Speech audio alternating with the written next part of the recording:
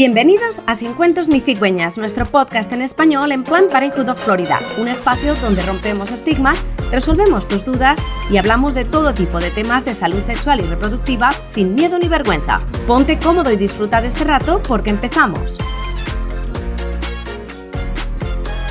Hola a todos, bienvenidos a nuestro séptimo episodio de Sin Cuentos ni Cigüeñas, el podcast en español de Planned Parenthood of Florida. En el episodio de hoy, titulado, por cierto, Las pruebas de detección salvan vidas, vamos a hablar de una enfermedad que, según los datos más recientes del CDC, en Estados Unidos causa aproximadamente 4.000 muertes al año.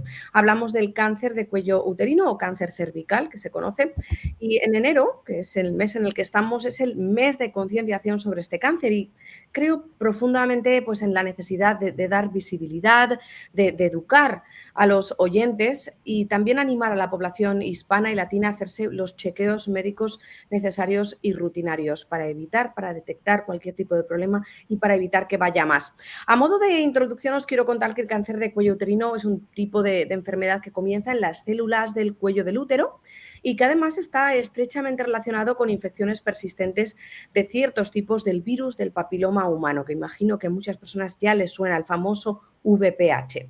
Según la Sociedad Americana contra el Cáncer, en Estados Unidos se estima que en 2025 hubo alrededor de 13.360 nuevos casos de cáncer de cuello uterino que fueron diagnosticados y alrededor de 4.320 muertes relacionadas con esta enfermedad. Por eso tan importante que he considerado hacer un episodio sobre este tema. La mayoría de los casos pueden prevenirse con exámenes de detección regulares, como son pues, la citología, las pruebas del VPH, además de la vacuna contra el virus del papiloma humano antes, importante, de iniciar la actividad sexual. Y es que hablar de este cáncer en el mes de enero ayuda pues, a dar visibilidad, no solo la importancia de la detección temprana, sino también hablar de cómo las pruebas diagnósticas y el apoyo emocional, muy importante, pueden marcar una diferencia enorme en la vida de quienes enfrentan cualquier tipo de experiencia como la que estoy hablando. Para hablar largo y tendido de esto, cuento con dos invitadas a día de hoy, también mi compañera de Planned Parenthood Federation of America. Primero la doctora grande, ginecóloga Claudia Blest, paciente en Planned Parenthood en uno de nuestros centros de salud que ha confiado en la salud de nuestras clínicas y también recientemente acudió precisamente a uno de nuestros centros para una citología y ahí es donde la conocí y cuento, como decía, con Ximena Vélez, compañera del Departamento de Comunicaciones en Planned Parenthood Federation of America. Muchísimas gracias a las tres por estar hoy conmigo. Hoy vamos a intentar pues, concienciar a la población hispana, a esos jóvenes, precisamente a esos jóvenes que nos escuchan y que queremos que sepan sobre la importancia de tener pues, estas bases de conocimiento de la sexualidad y todo lo que esto implica, ¿no? Y cómo repercute en las relaciones sociales. Así que, bueno, sin más rodeos, comenzamos. Claudia, para empezar, hablemos contigo como paciente. ¿Puedes contarnos cómo te enteraste de que algo no estaba bien con tu cuello uterino y qué es lo que sentiste en ese momento? Particularmente dentro de mi familia hay antecedentes de cáncer, por lo cual yo me hago muy sistemáticamente todos mis exámenes, mamografía y citología. Y en este caso yo estoy acá en Miami y busqué ayuda para hacerme la citología.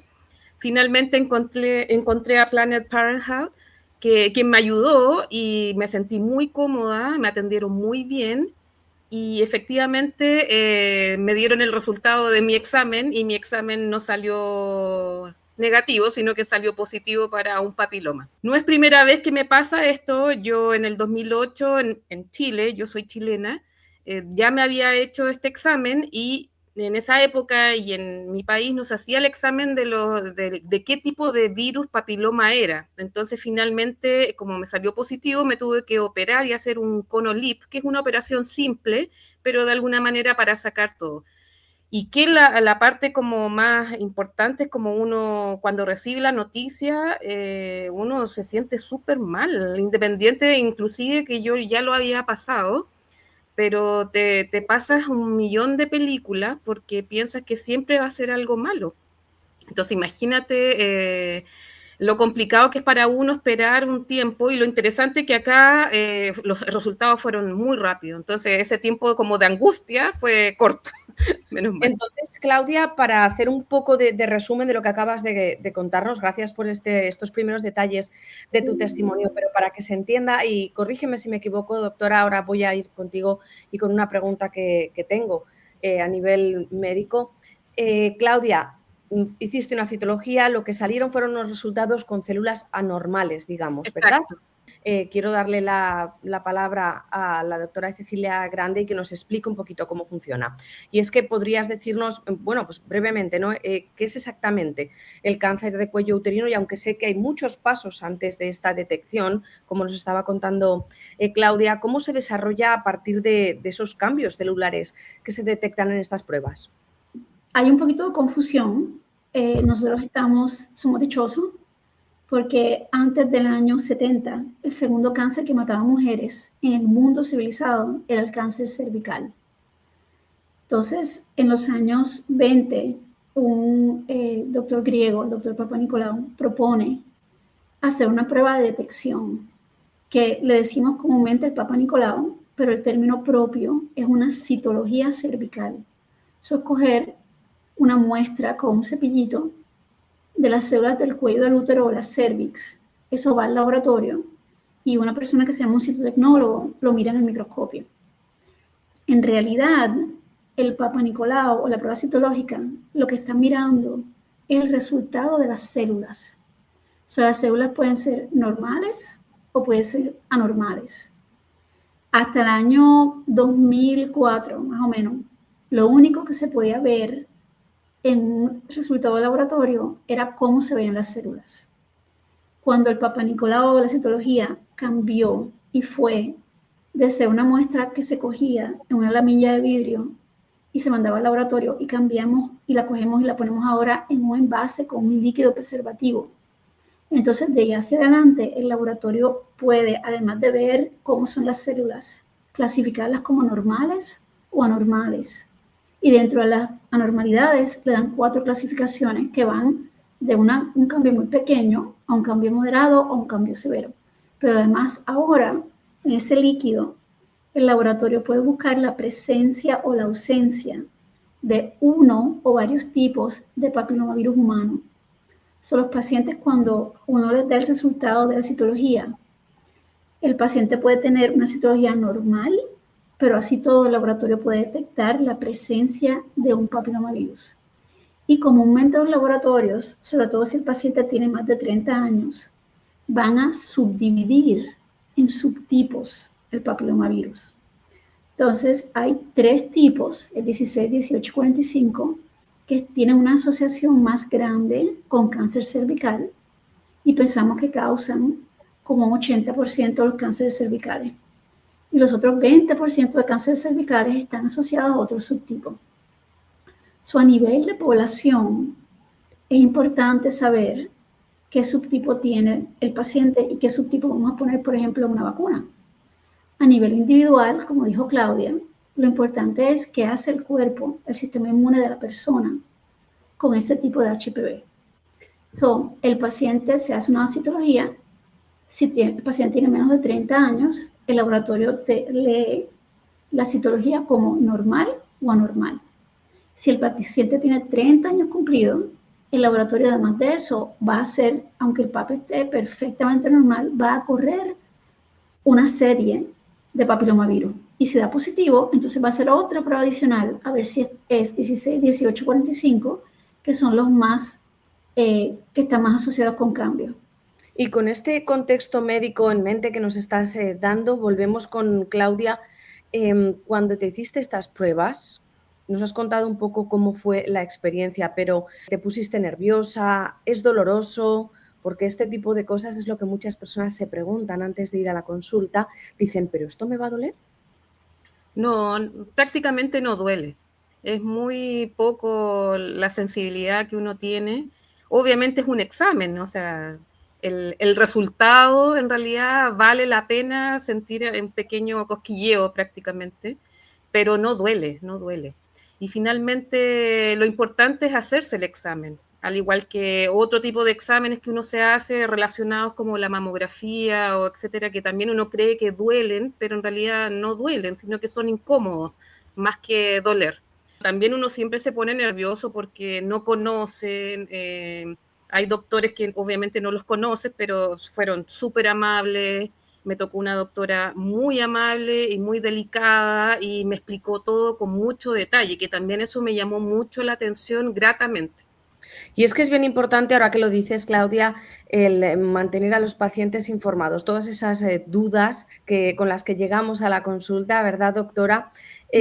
También quiero hablar de las diferentes opciones de detección y de prevención. Querría que nos contaras un poco, Cecilia, cuáles son las pruebas que recomiendan como ginecólogos normalmente o anualmente, cada cuánto, a qué edad. Nos has mencionado antes algo de prevención dependiendo de las edades y sobre todo saber cuándo comenzar. El cuidado de los pacientes que tienen menos de 21 años tradicionalmente son los pediatras.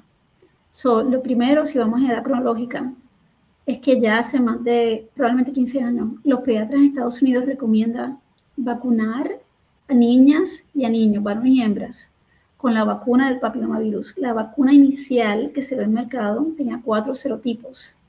2 serotipos causan 80% de los cánceres cervicales y los otros 2 serotipos causan 90% de las verrugas genitales que pueden también causar cáncer de la piel genital. Ya estamos en la segunda versión de la vacuna que tiene 9 serotipos. Lo primero, en un mundo ideal, es que los pacientes se vacunen en la edad pediátrica. Los ginecólogos, si tenemos pacientes que tienen menos de 25 años, también vacunamos a los pacientes si no están vacunados. Lo segundo es pruebas de detección. Si un paciente está sexualmente activo, no importa la edad que tiene, si no ha tenido hijos, típicamente siempre hacemos pruebas de detección para alguna infección que pudiera causar infertilidad. Son los pacientes que tienen menos de 21 años y están sexualmente activos. Típicamente no hacemos pruebas citológicas. Hacemos pruebas para detectar enfermedades transmitidas sexualmente. Si el paciente ya tiene 21, además de esa prueba, se hace la citología. Como decía Claudia, obtener la prueba citológica no debe ser doloroso. Es simplemente coger un pequeño cepillito plástico y rozar el cuello del útero. No hay que picar nada, no hay que inyectar nada, es una prueba muy sencilla. Hace unos años, la Academia de Ginecólogos dijo que si el paciente ya tenía 30 años y había tenido varias citologías sucesivas, se podía empezar a hacer menos, espaciarse, hacerse no todos los años. Pero el Colegio de Ginecólogos hace 2 años retrocedió la recomendación y recomienda que ahora todas las pacientes que están sexualmente activas de los 21 años hasta los 65 anualmente se hagan una prueba citológica. Si el paciente tiene esa prueba anormal, basado en la normalidad, a veces hay que hacer pruebas más temprano de una vez al año. Pero esas son las recomendaciones del Colegio Americano. Y lo más importante es que el paciente pregunte y nosotros informamos. La citología a veces lo hace un médico de cabecera. La recomendación es que la haga el ginecólogo porque parte de lo que el ginecólogo hace es examinar al paciente.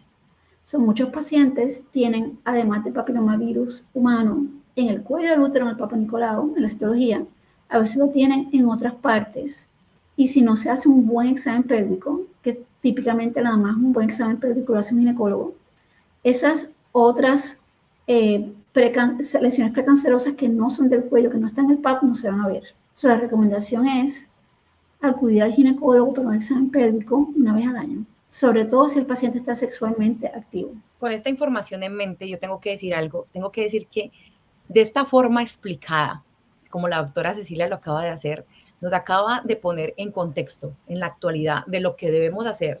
Pero también unos datos muy importantes que me llaman mucho la atención es ese recorrido histórico de cómo la ciencia y la tecnología nos permite tener a nosotros la oportunidad que en otros casos no tuvieron para detectar esta enfermedad, para prevenirla, pero también para actuar, ¿no? Entonces nos preguntamos nosotros, ¿qué información, qué recurso está faltando para que podamos disminuir esos nuevos casos que al inicio de este podcast Clara nos compartió? Hay nuevos casos de cáncer de cuello uterino y 4.320 muertas relacionadas con esta enfermedad. ¿Qué nos está faltando? ¿Qué podríamos decir de ahí? Jimena, eso es un punto importantísimo. Toda la vida, yo llevo 33 años de ginecólogo y desde que yo empecé ya se sabía la causa del cáncer cervical. Hay otros cánceres que no podemos evitar. Usted puede coger en una mamografía un cáncer de seno muy pequeño, pero no lo puede evitar. Pero el cáncer cervical es como el cáncer de colon, que no va de normal en 2 días a un cáncer. La citología más severa, el Papa Nicolau, que no es cáncer todavía, pero tiene el cambio más severo. Una vez que eso se detecta, la primera vez que eso se detecta, de ahí a cáncer cervical es de 5 a 7 años. Entonces, cuando un paciente llega a la oficina y uno le hace una citología y da cáncer cervical, ese paciente cae en uno de los grupos. O no se ha hecho ninguna citología en más de 10 años, o se hizo una citología hace 5 años o más que estaba anormal y el paciente no regresó. Claudia nos dio un buen ejemplo, y es que en Chile, que también Chile tiene muy buena medicina, ella tuvo una citología que no estaba perfecta y su ginecólogo le hizo una conización con lo que se llama un LIP, que le quitó un pedacito del cuello.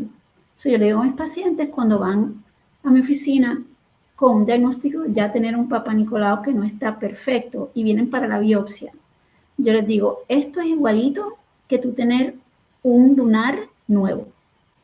Ir a un dermatólogo y que el dermatólogo te diga, este lunar no parece cáncer, pero déjame hacer una biopsia. Es básicamente que uno tiene que hacerse mantenimiento. Así como uno quiere tantas cosas, digamos, que adquiere, hay que hacerse un automantenimiento y para eso podríamos haber prevenido llegar a esa etapa avanzada, básicamente. Y me gustaría... Es increíble cómo lo poco que mantenemos nuestro cuerpo y el mantenimiento que seguimos con nuestros coches. Que sí. no se nos pasa un cambio de aceite. Un punto muy importante que dijo Claudia, un punto buenísimo. Claudia ya en Chile se cuidaba. Entonces, a diferencia de el cáncer que yo más veo, que es en señoras mayores, cáncer de la parte de arriba del útero, del endometrio, es el más que se ve. Y ese 90% de las veces el paciente tiene síntomas. Los pacientes vienen sangrando. Porque el cáncer cervical era el segundo cáncer que mataba a mujeres antes del Papa Nicolau. Porque los pacientes pueden tener cáncer cervical por varios años y no tener ningún síntoma. No es hasta que ese tumor llega a un tamaño específico que el paciente empieza a sangrar. Entonces, es un cáncer silencioso en sus primeros años. Y ahí la importancia que recalcamos siempre de la prevención, más que de la prevención, de las pruebas rutinarias, ¿verdad? Porque es tan sencillo como acudir una vez al año a hacerte unas pruebas e irte tranquilo para los próximos 12 meses, tranquila en este caso. Claro, y por eso yo creo que es importante resaltar un punto que estábamos hablando antes de iniciar el podcast y yo creo que Claudia nos encantaría que lo volvieras a retomar. Dijiste algo de decirle, es que nosotros entre familia deberíamos tener esa voz, esa primera instancia de decirle a nuestros hijos. Y yo quisiera que nos compartieras un poco eso, porque tú nos contabas que tenías, digamos, esos antecedentes y quizás por eso tu motivo, esa era tu, digamos, razón principal por la que haces y te cuidas de esa forma, pero quizás en otras personas o en otras familias no tienen esta conciencia. ¿Qué podrías decir tú? ¿Cuál sería esa labor, no? Porque digamos que esa forma, la parte médica que nos la está compartiendo la doctora Cecilia es del deber ser. Y esto es lo que podemos hacer desde acá, pero desde la familia, desde los cercanos, ¿qué podríamos decir o qué podríamos hacer, Claudia? Claro, yo creo que ese es un punto muy importante. O sea, hoy día internamente dentro de los que tienen hijas e inclusive hijos, mi hijo que tiene 27 años, él está vacunado contra el virus del papiloma. Mi hija tiene 15, recién ahora vamos a empezar todo el proceso de ginecólogo, pediatra, doctor, no sé en qué estatus está, pero recién vamos a empezar, pero la idea siempre es conversar estos temas, que no sean tabú, porque finalmente cuando los temas son tabú, ahí es donde viene la desinformación y los niños, los jóvenes empiezan a preguntar, o gente, yo me encontré también con gente, paréntesis, en la clínica que efectivamente hace 5 o 6 años nos hacían un papiloma, una citología, Entonces yo le decía, pero ¿cómo? O sea, ¿y por qué vienes ahora? No sé, me siento extraña, a veces tengo un dolor. ¿Y por qué no viniste antes? No sé, se me pasó. Entonces ahí yo creo que es importante como la responsabilidad con uno mismo, así como también la responsabilidad que uno tiene con los niños o con las cosas materiales, con uno mismo uno tiene que ser muy responsable. Y esto no es algo de la NASA, o sea, no es algo que no tenga un lugar donde ir, que sea muy costoso, inclusive estábamos conversando, sabemos que son sin costo en muchas clínicas, o la gente que tiene seguro, inclusive también conversábamos que no se hacen los exámenes y que inclusive también son sin costo con seguro o un costo mínimo, o sea, yo creo que es un tema de aptitud y de quererse y de cuidarse. Concienciación, de querer cuidar de uno mismo. Hemos estado hablando en estos últimos minutos mucho sobre ya el tratamiento, ¿no? Más que la prevención. Entonces yo querría preguntarle a la doctora por esas herramientas preventivas que existen, como sería la vacuna del VPH, del virus del papiloma humano, y por qué son importantes para todas estas personas que nos están escuchando y quieren aprender sobre cómo cuidarse. Hay dos herramientas de prevención. La primera herramienta en las generaciones de nuestras hijas es la vacuna. Lo mismo lo puede poner el pediatra, que es ideal, o la vacuna si la paciente tiene hasta 26 años, también los ginecólogos la pueden poner. Claro, doctora, perdone que la interrumpa ahí. Inclusive yo ignorantemente pensaba que la vacuna era cuando uno tenía ya inicio sexual y no, efectivamente, mi hija ya está vacunada, pero es desde una edad, no significa, exacto, no hay que esperar. El mejor ejemplo, Claudia, para eso es que yo tengo cierta edad y cuando yo estaba en la escuela de medicina se empezó a vacunar solamente al personal médico para la hepatitis B. Sí, pero cuando mis hijos nacieron ya la hepatitis B, la vacuna, era universal. ¿Y por qué eso es muy importante? Porque en el mundo la primera causa de cáncer de hígado es la hepatitis B. Nuevamente hay cánceres que uno no puede evitar como médico, pero qué maravilla poder evitar el cáncer del cuello del útero, de la vagina, del ano. Todos son causados por el papilomavirus. Qué maravilla que las generaciones de nuestros hijos no tengan ese problema. Entonces, el segundo factor para prevención es la citología. ¿Por qué? Porque si un paciente se hace citología Papa Nicolau todos los años, no puede tener jamás cáncer cervical, porque la naturaleza del cáncer cervical es una que es tan lento que vamos a coger cambios tan temprano que el paciente nunca va a llegar a tener cáncer cervical. A diferencia de otros lugares en el cuerpo, donde el cáncer se puede detectar temprano, pero no se puede evitar. Ir a hacerse la citología es lo que evita el cáncer. La vacuna ayuda muchísimo, pero todavía no existe la tecnología en la ciencia para poner en la vacuna todos los subtipos de papilomavirus. Tenemos 9 muy importantes, pero no tenemos todo. Evitar es eso, ir. Entonces, Jimena, ¿verdad? Y Clara, que son las personas aquí que son de la campaña para poder informar a los pacientes. Yo considero que la manera en que el paciente llega a la oficina de ginecólogo es cuando las madres, las hijas, las hermanas y las amigas le dicen a las mujeres, tienes que ir a chequearte. Y con toda esta información que nos está contando la doctora Claudia, si miras hacia atrás ahora, ¿qué te hubiera gustado saber antes de recibir tu diagnóstico? Y si crees que te hubiera ayudado a sentirte pues, más preparada, menos ansiosa y sobre todo a evitar darte las malas noticias. Bueno, me hubiese gustado que en mi época hubiese habido vacuna, en primer lugar, pero bueno. Eventualmente esto con los años se va a erradicar, eventualmente. Y esa es la idea de vacunar a nuestras hijas e hijos también en esa etapa. Pero sí me hubiese gustado quizás como saber también antes o el tema del análisis del mismo virus, que ahí cuando uno efectivamente, independiente de que uno creo que lo sabe, pero igual recibir que está anormal tu Papa Nicolau es impactante, porque uno igual como ser humano te pasan muchas películas y siempre piensas que lo peor puede venir, y como que de verdad que no es fácil, porque pueden ser millones de alternativas. Uno ya lo ha visto con muchos amigos o amigas que han pasado, que han tenido estos temas, y uno que trata de ser bien metódico dice, bueno, ¿por qué a mí también? Pero bueno, ese es como un tema más psicológico, pero que en realidad mi marido me dijo, relájate, ya va a llegar el resultado, y bueno, y si no, habrá que acceder al tema, a la clínica, médico, etcétera. ¿Y hay algo que nos puedas contar, Claudia, que aprendiste de toda esta experiencia y que te gustaría compartir para que pues, otras personas que nos están escuchando y que vayan a pasar por esto, lo sepan o no, sepan que, bueno, que no están solas y les puedas dar unas palabras de ánimo, ¿no? De toda esta experiencia que tú tuviste.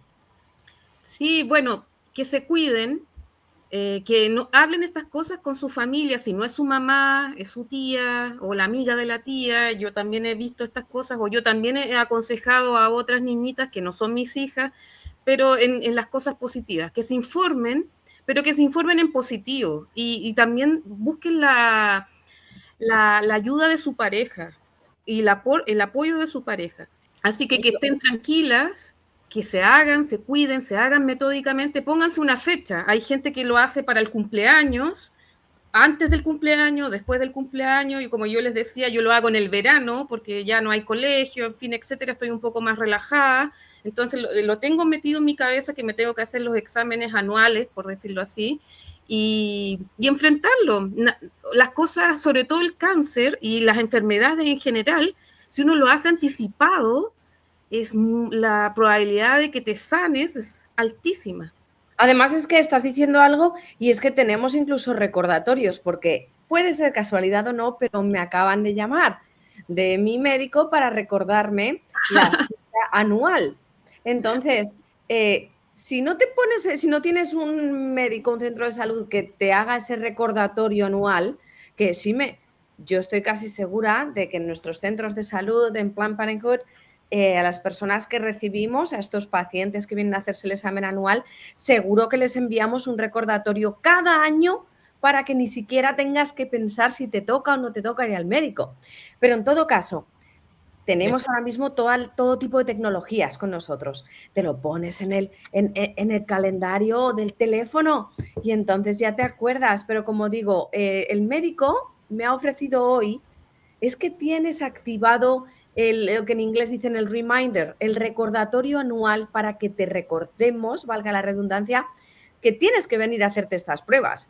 Y yo quería hablar también de mitos, porque me viene a la cabeza el tema de la vacuna del virus del papiloma humano. Sí, porque Claudia ha estado diciendo sobre que si con otras parejas, que si es que te lo han podido pegar.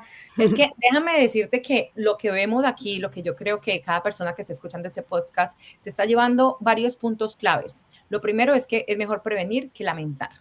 Lo otro es que hay herramientas con las que puedes hacerlo y que está la ciencia y la tecnología suficiente y necesaria para que lo hagas. Y un punto muy importante aquí es la voz cercana, que es la voz de tu familia, la voz de tu tía, la voz de tu mamá, esas personas que están quizás con esa experiencia o que tienen el conocimiento. Pero aquí, en este mundo donde muchas veces esperamos y decíamos, es que no hay la información, es que no, resulta que sí.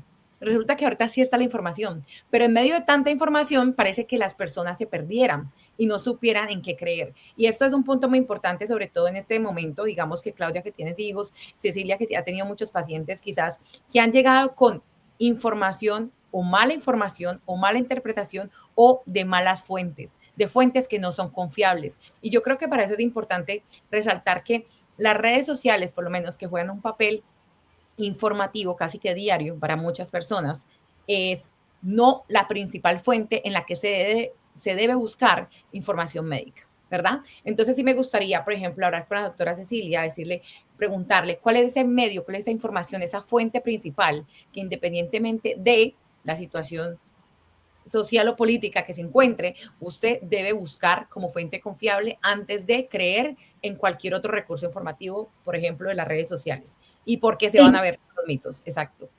En Estados Unidos, para las especialidades médicas, siempre hay una agencia que regula. Para dar un ejemplo, los pediatras tienen la Asociación Americana de Pediatras. En ginecología está la Asociación Americana de Obstetras Ginecólogos, el American College of OBGYN.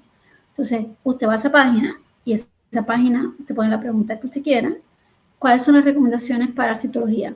Y salen todas las recomendaciones. Como decimos en español, zapatero a su zapato. Ok, perfecto. Entonces, no, creo que la información está. Nosotros también tenemos nuestro website. Hay blogs sobre esto dentro de los websites de Planned Parenthood Federation. Y bueno, es una invitación para no decirle, lo vamos a dejar para después. Hay que hacer esa cita con uno mismo. Ahí la información, están los recursos y están los centros, claro, de salud, de atención, de Planned Parenthood disponibles. Así que creo que la persona que escucha ese podcast debe tomar acción. Totalmente de acuerdo. Le hemos dado todas las razones, de hecho, para que cualquier persona que esté escuchando este episodio diga, no tengo excusa, tengo que llamar al centro de salud, a la ginecóloga, a un médico, no llames al dentista, no llames al oculista, pero a un médico especializado en salud sexual y reproductiva, como sería en este caso tu ginecólogo de confianza, incluso tu médico de salud de atención primaria, que te derivará igualmente, ¿no? Entonces, bueno, creo que ha sido un episodio bien, bien importante. Gracias, doctora. También Claudia, Jimena, por acompañarme hoy y por compartir información tan sumamente importante para las vidas pues de miles y miles de mujeres hispanas y latinas, y espero que, como decía, este episodio les sirva a todo el mundo, a aquellas personas que, sobre todo a los que no se han hecho aún las pruebas rutinarias, que llamen a su ginecólogo y hagan su cita. Y bueno, ha llegado el momento de cerrar este capítulo, este episodio. Gracias también a quienes están al otro lado escuchándonos. Gracias por sintonizarnos, por seguir cada conversación, por formar parte de esta comunidad. Y con esto finalizamos el 7º episodio de Sin Cuentos ni Cigüeñas, aunque ya estoy trabajando para traer muy pronto el próximo episodio, el 8º. No olvidéis seguirnos en TikTok, en Instagram, en Threads, y bueno, también podéis pasar por nuestro blog. Digo nuestro blog, pero yo semanalmente escribo cada blog en español y así podéis enteraros pues de todas las novedades sobre salud sexual y reproductiva. Podéis suscribiros a Sin Cuentos ni Cigüeñas en plataformas como Apple Podcast, en Spotify y en vuestra plataforma favorita. Estamos en todos los lados, incluso en YouTube también. Sin más vueltas, muchas gracias, chicas. Nos despedimos, pero nos reencontramos muy, muy pronto en el siguiente episodio. Hasta luego. Gracias. Bye, gracias.